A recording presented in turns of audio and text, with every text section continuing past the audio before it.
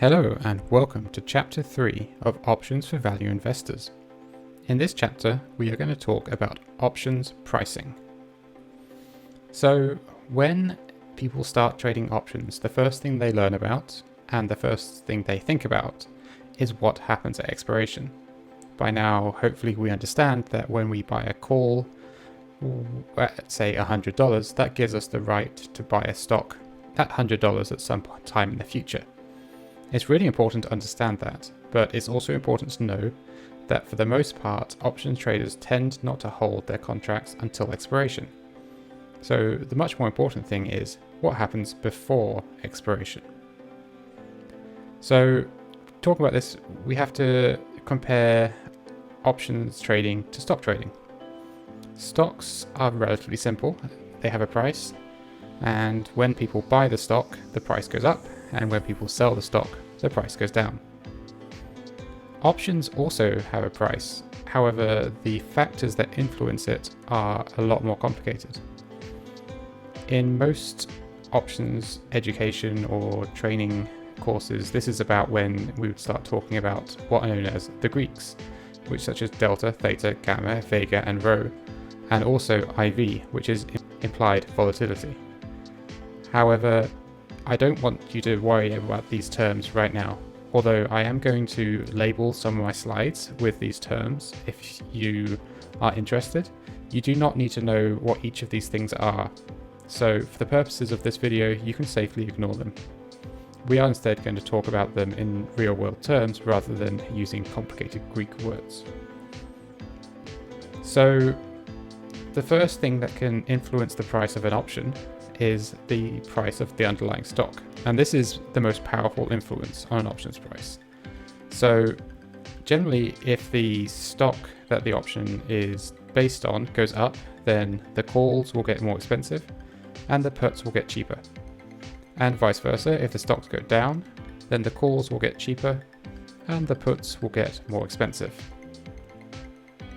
The second factor is time. As we discussed in the last chapter, there are two types of value in options, extrinsic and intrinsic, and the extrinsic value of an option is time and risk. So as time passes, the value of a contract gets less, and we'll discuss this more later on. As time never goes backward, this only ever reduces the value of the contract. Lastly, the other main factor that influences a contract is risk. Now, this is more complicated than it's possible to express with two arrows. However, generally, as the risk of a contract increases, so does the price. And while the risk decreases, the price goes down. In stocks, a good example of this is earnings calls. Often stocks have good big movements around earnings calls, and the prices of option contracts will generally increase before the earnings announcement, and they will decrease after the earnings announcement and the stock has made any moves that it's going to make. So let's take this out of the world of the options for the time being. Let's say we're coming back to our house with the nice palm trees, and we're saying that this house is worth $1 million.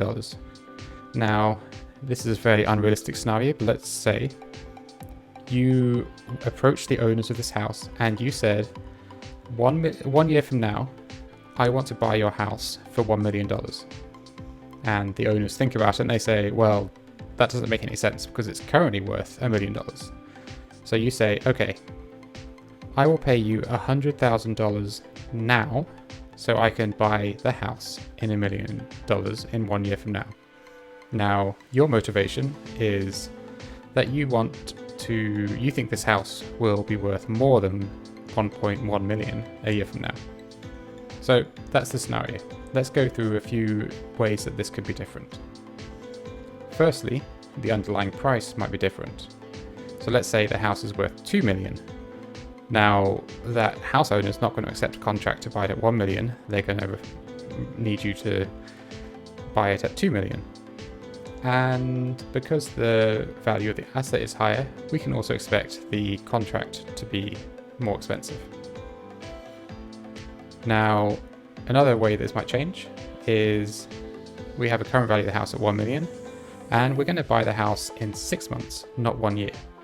Now, this is different for you as the buyer because you're not expecting the house to appreciate in value as much in 6 months as you would in 1 year. So you're probably not going to pay as much for that contract. Lastly, we need to think about risk. So let's say this house is currently down the road from a major wildfire. The current value of the house is still 1 million. That hasn't changed. However, the amount you might be willing to pay to secure a purchase on that house based on there being a fire down the road might be substantially reduced. And the opposite could also be true for this. The house may be part of a up-and-coming neighborhood, and you may be expecting a large development nearby to be secured. So there could be other elements that influence the price of this contract, but generally that we're trying to price in that risk or that opportunity. Now, it's important to understand that these factors change over time.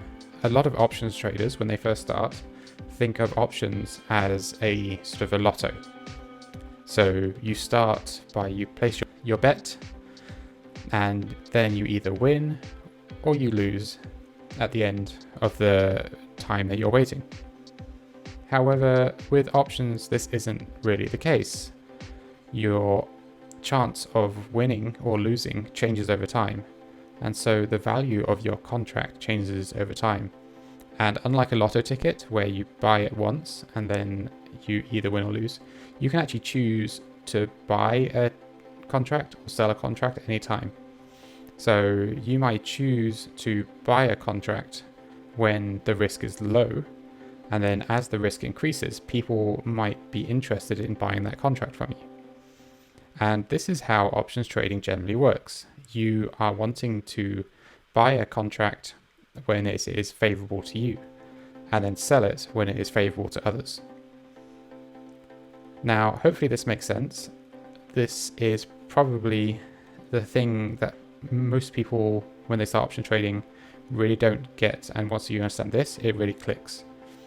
When you buy an option, you are not necessarily buying the outcome of that option. You are making a bet that the price of the contract that you own will increase in future. So you may be expecting that risk will increase or decrease in your favor. You may be expecting that the price of the underlying will change in your favor.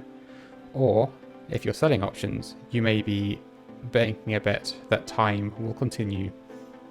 And that is probably the safest bet to make because as far as I know, time always moves forward. So that brings us to the end of this chapter, but hopefully by now you have a clear indication of where we're going in this particular course. And with that, I've been Fizzbuzz. I will see you in the next chapter.